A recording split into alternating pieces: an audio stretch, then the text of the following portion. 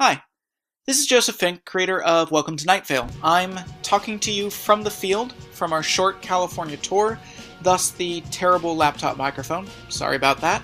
We have a bunch of live shows this month. They are all sold out, except for our appearances at the LA Podcast Festival next weekend. That would be the weekend of October 6th. We will have a live show on Saturday with guest star James Urbaniak and musical guest Sarah Watkins. It should be a lot of fun. We'll have a panel on Sunday. Come say hi to us either day. Tickets available now at lapodfest.com. Stuff to buy. All that's at our store. Mugs, bumper stickers, Eternal Scout patches, brand new Eternal Scout patches. Also, you just missed out on our first 2 limited edition shirts. Those shirts are now gone forever. But we're having fan voting for our next t-shirt designs. So vote and also buy stuff at commonplacebooks.com. I met a whole lot of you at our San Francisco shows last week. It was really amazing to meet the people who listen to this show. Thank you so much for listening to it. If you like what we do here with our show and you want to help us keep that show going, please consider signing up for a small monthly donation. We have some cool rewards for those who donate a little more, but anything helps us out. Thank you to Melissa Hines, Chris Boyd, and Carol Marchand for donating already. Go to commonplacebooks.com and click on Night Vale to join them. Thanks. A lonely heart, a wandering eye, an empty stomach, a shoulder to cry on. This is what makes us, us. Welcome to Night Vale.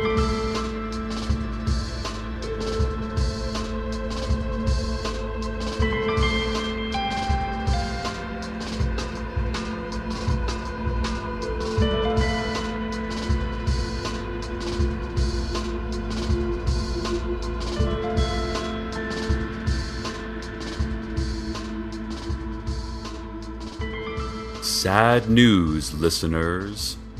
Old woman Josie says that the angels who have been living with her, helping around the house, and ultimately protecting her from all evils, have disappeared.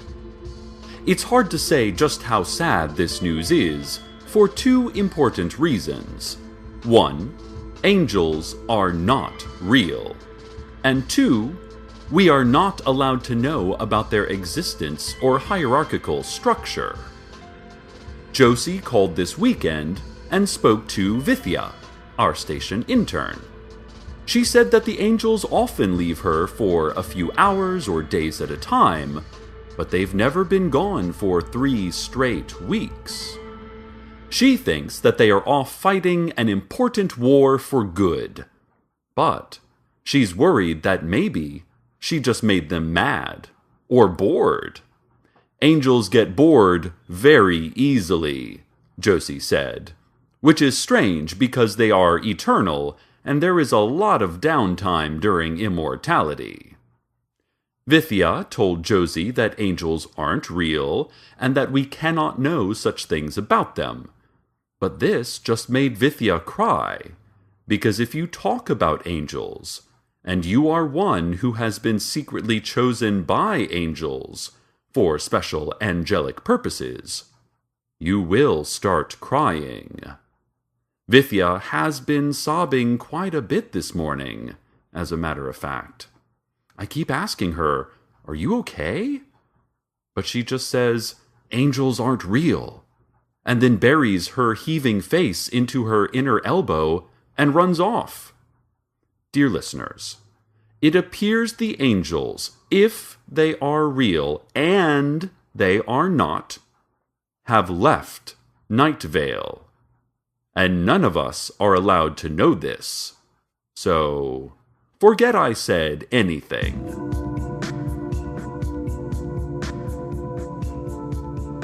The Night Vale Medical Board wants to know, are you heart healthy? How healthy is your heart? Have you ever checked? Doctors recommend checking your heart at least once a year.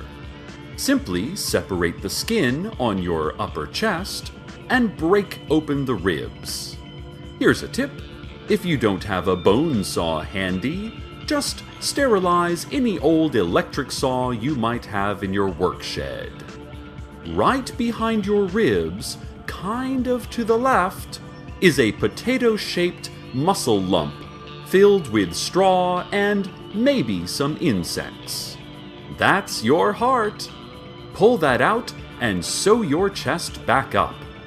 Wash your heart in warm water, pat dry with a paper towel, and roll flat on a floured surface. Brown both sides in a sauté pan and eat immediately. Remember, a healthy heart is a healthy life. This has been Community Health Tips. Ladies and gentlemen, we've been getting reports that several yellow helicopters have been seen hovering above town. We are all aware of the black helicopters, which are world government, and blue helicopters, which are secret police, and the helicopters with detailed murals of diving birds of prey, which are the helicopters that took all the children in Night Vale away a few months ago. We still don't know what those helicopters are, but they did bring all the children back unharmed and much more well-behaved than before, so they are deemed just as safe as the other helicopters. But these new yellow helicopters, no one quite knows. They tend to hover in packs of 3 or more in fixed locations for several minutes before moving on. The City Council has said that the helicopters are our guests, and they should be treated as such, but added that the helicopters, more specifically, are uninvited guests and should be treated with fear, hatred, and uncontrolled panic. If you have any more information on these yellow helicopters, keep it to yourself. There's no question they can hear every move, every sentence you make. Be quiet and stay inside. They already know. Let's go now to sports.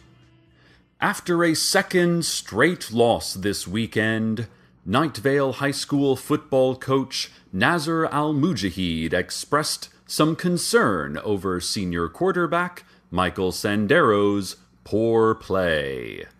Last season, the Scorpions won the division title under Sandero's leadership and special powers he had acquired from multiple lightning strikes. One such advantage was the second head he had grown, which helped him see rushing linebackers and get better reads on zone coverage. But in the off-season, Sandero had one of his heads surgically removed, leaving him with only the head that speaks Russian. Angry fans speculate that because Sandero no longer looks like his original self, and because he no longer speaks English nor Spanish, he does not have the same rapport with his teammates. When asked whether or not Sandero was losing the respect of his team, Coach Al-Mujahid said, "Our boys play together. Our boys play good games. We want to..." And here he paused, clearly upset with his star quarterback's decision to get off-season surgery without consulting team trainers. "We want to be good football boys," he concluded. The coach then reached his fingers into his mouth, pulling his tongue slowly out. Slowly, not stopping. He kept pulling his seemingly endless tongue out, staring at the reporters the whole time. After he stretched it to about 2 feet, the last reporter left the room, clearly shaken.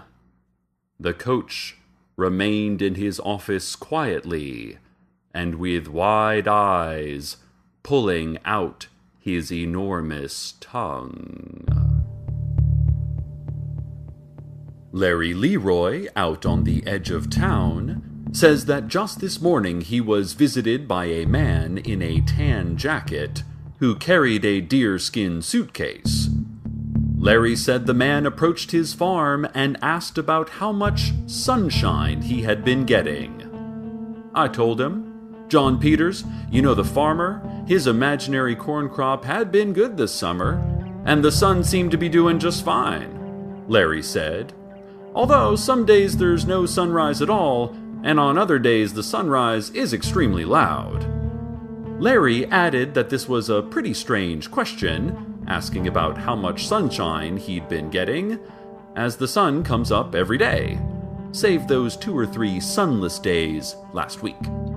Larry said he was a nice enough fellow, though, named Emmett. Larry said he couldn't remember exactly what Everett looked like, nor what his last name was. When asked who Everett was, Larry replied, "The fellow in the tan jacket." When told he just said the man's name was Emmett, Larry replied, "Yes, Ernest. I said that. Don't bog me down, son." Then he slapped the reporter's tape recorder, making the following loud thumping noise. Larry said that after the man left his home, he saw a dark black line in the sky, coming from the heavens down to near where old woman Josie lives, down by the old car lot. He said he thinks it was probably something to do with those weird, tall friends of hers that fly around and make loud trumpet noises and will not stop smiling all the time. When asked if he meant angels, Larry replied, "Don't bog me down, son," and then started weeping. "Angels aren't real," Larry said, through quick breaths and incomprehensible tears. As part of our service to our town, Night Vale Community Radio is taking another moment to allow one of the candidates for mayor to make a brief statement. The following is from Hiram McDaniels. Hi, I'm Hiram McDaniels. You've heard a lot of things from my opponent about how the night sky is beautiful but sad and how sagebrush is a very important smell. You've also heard that I am literally a 5-headed dragon. All of that is completely correct.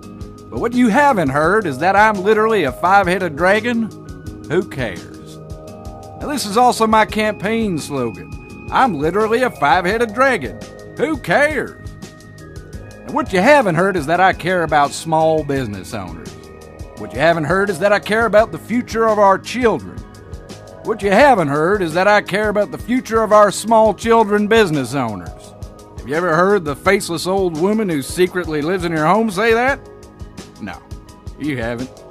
Really, you shouldn't be able to hear her say anything at all. She doesn't have a mouth. I have 5 mouths. What you haven't heard is... Do you hear the beating of my terrible wings? Do you feel the flames lick at the corners of a life you once thought belonged to you? Sorry about that. My green head got excited. We all have human foibles. I don't. I'm literally a 5-headed dragon. But what you haven't heard is my new plan for an expanded park system and more youth sports programs. And you will never hear it. It's a secret and buried in a secret place. That's a good point, Purplehead. So vote for me, Hiram McDaniels. The faceless old woman who secretly lives in your home is all about politics as usual. Also, she doesn't have a mouth, and that's weird. A stillness touches the most frantic heart as we all look up in awe and terror. A sudden shout of fire, and all is forgiven. A gentle touch of flame, and all is as if it never was. Hiram McDaniels. What you haven't heard can't hurt you. Listeners, we received word from old woman Josie that 6 yellow helicopters are circling her home at this moment. She also said that she's receiving no sunlight. She says all of her clocks tell her it's the middle of the day, but that she is receiving no sunlight. And yes, I'm looking at our own station clocks, including the wristwatch Carlos gave me for our 1-month anniversary. The watch, he said, is the one true timepiece in all of Night Vale, and it is, indeed, the middle of the day. I have only been on the air a few minutes, and before I arrived in this studio, the sun was definitely out. No clouds in the sky. Josie also told us that she used her old opera glasses to look more closely at the helicopters. Just an aside for our younger listeners, Josie was the chairwoman of the Night Vale Opera for many years, until it folded in the early 1990s, when a massive puppy infestation destroyed the theater's infrastructure. Josie said each helicopter has a large triangular logo with an orange S in the middle. She doesn't know what that means, but she thinks the darkness enveloping her home is the angels' last act to try to protect her. Wherever they have gone, they have left behind a protective shade, keeping out the helicopters and all other dark forces. I reminded her that angels aren't real, and she said, as if I hadn't even interrupted, that if she falls, so does this town. There was a long pause, and then she said, "We never go bowling anymore, Cecil. Why is that?" I don't know, I reflected. There has been a tiny underground army living under the bowling alley, and they've declared war on all of us. They injured my new boyfriend. Also, I have a new boyfriend. Listen, we should totally get the team back together and go to league night again, just like old times. I would like that, Cecil, she said. But then her voice slowed, turning cold, as if we were strangers with wrong numbers. I'm afraid the sunlight has come back. And the phone went silent. Listeners, I do not know what is happening or to whom these helicopters belong, but I do know that we must protect our town, Night Vale. Protect it from all outsiders, whether they are flying machines or tiny warmongering civilizations, or simply neighbors who don't say the Pledge of Allegiance loudly enough. I hope Josie is safe. I hope you are safe. I hope we all live to see tomorrow's sunrise, or whatever day the next sunrise is. But for now, I give you the weather.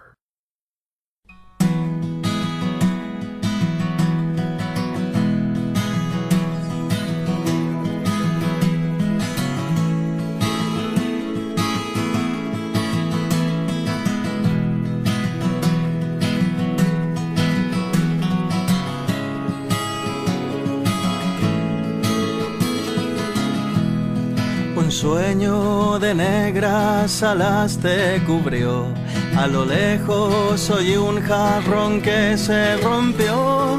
Bajo la arena sin poder salir, quise darte mis ganas de vivir. Mis ganas de vivir. A través de aquella puerta de cristal, tus ojos perdidos quería encontrar. Un hilo invisible me lleva hacia ti. Prefiero pensar que aún te acuerdas de mí, que aún te acuerdas de mí. Hoy echo a volar palabras de papel en el atardecer, y un árbol se incendia en la noche sin saber qué hacer, sin saber qué hacer.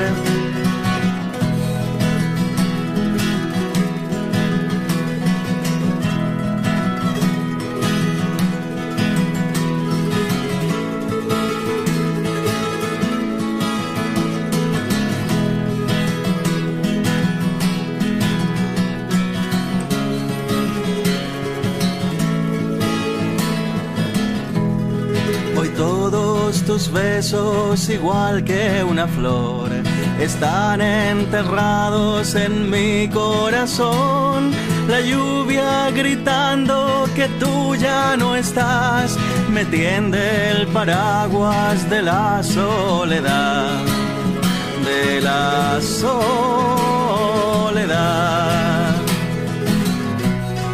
Hoy echo a volar palabras de papel en el atardecer, y un árbol se incendia en la noche sin saber qué hacer, sin saber qué hacer.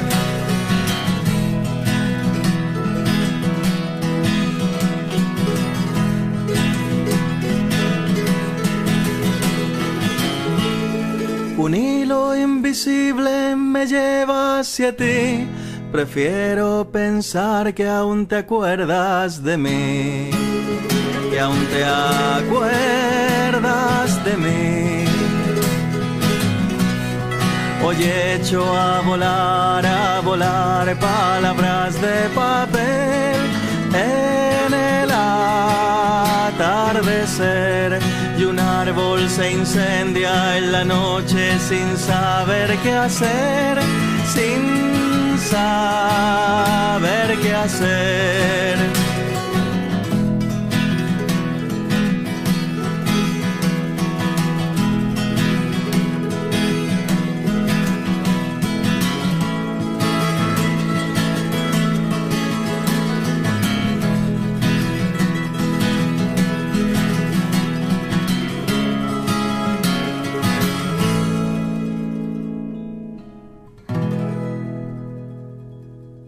Listeners, I just received word from Vithya, who went downtown to the city records office. She said she found several Emmets, Everetts, and Ernests, but there was one particular file that stuck out to her. And she copied that file, and put that copy in her backpack, and then walked out into the street, ready to begin her investigation into the identity of the man in the tan jacket. But, according to witnesses, Vithya found herself caught up in what looked like a strong wind. She lifted slightly off the ground. Witnesses all agreed that she began to elongate. She began to glow a deep black, a dark, pulsing aura. And amidst the sounds of bold trumpets and melancholy cellos, and even the haunting call of a muted French horn, Vithya ascended to heaven. To the family of Vithya, let me say that she was a very good intern. And while angels are not real, we are certain she is in a better place, whatever that place might be. She has become a better thing, whatever that thing might be. Know that your daughter did not die in vain, and perhaps, given the tenuous reality of existence, she may not have died at all, for it's debatable whether any of us ever truly live. The witnesses all agreed that Vithya was no longer real, and that we were no longer allowed to know anything about her. "It was a lovely sight," said one witness. "I cannot even describe the beauty of her ascension," said another. "You kind of did, though," said another witness, who was wearing a fedora. "By saying you cannot describe something, that is a sort of apophasis, a paralipsis, if you will, which gives the object an implied description through non-description," he continued. Plus, the word indescribable carries with it a universal connotation and is itself a description. Here, let me explain. But the other witnesses moved a little ways up the sidewalk, so they could no longer hear the man. They said nothing to one another. They just stood in a circle, sharing the knowledge that they had seen something they should never have seen. They looked one another in the eyes. They breathed in unison. They smiled politely, intimately, knowingly, until one of them, in fact, each of them as individuals, decided that the moment had passed, and they parted ways. They will likely never see the others again, and if they do, they will be but unacquainted pedestrians.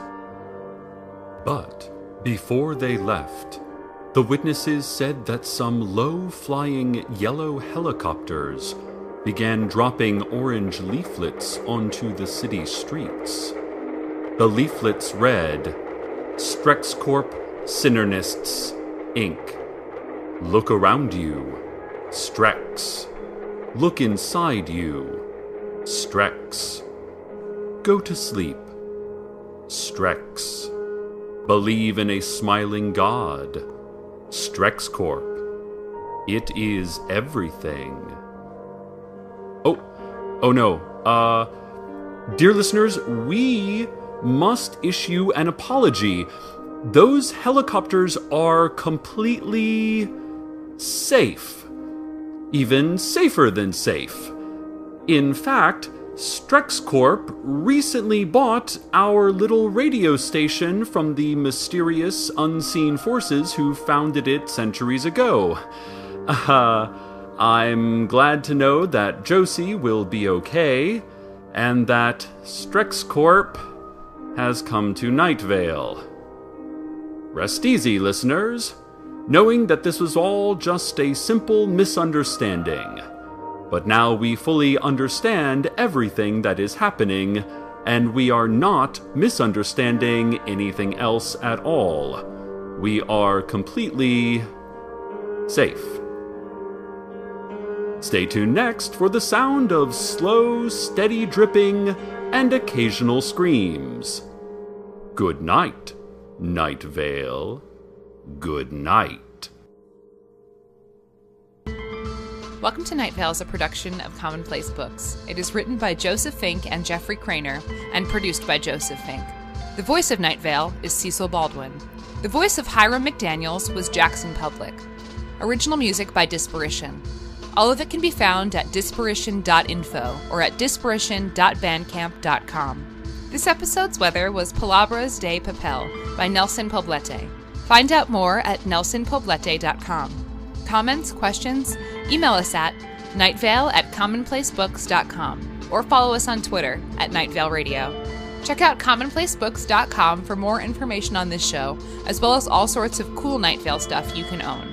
And while you're there, consider clicking the donate link. That'd be cool of you. Today's proverb: sticks and stones may break my bones, but words will never quite describe the pain.